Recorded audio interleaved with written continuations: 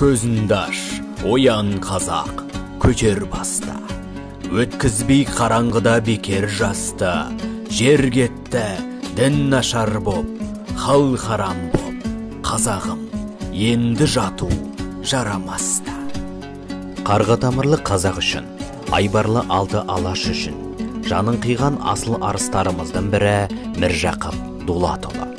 Қазақтың аса көрнекті ағартушысы, қоғам қайраткері, ақын, жазушы, жалынды көсемсөз шебері Міржақып Дулатұлы 1885 жылы 25 қарашада бұрынғы Торғай облысындағы Сарақопа болысында дүниеге келген.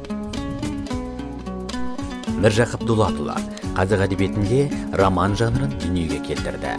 Қазақ романында көш болып есептелетін Бақытсыз Жамал романы тек қазақ халқына ғана емес, өзге елдерге де кеңінен таныс. 20 ғасырдың, яғни аласапыран заманында қазақ халқының мәдениеті, әдебиеті үшін аянбай күресті. Өз білімін, білгенін қарапайым халық үшін сарп етті. Өз заманындағы зиялыларының, көш басыларының бірі қазағымды биіктен көрем деп аңсаған. Өзі көрмеген бақытты заманды ұрпағы көрді. Сол ұрпақтың міндеті ата мұрасын жоғалтпай болашаққа жеткізу.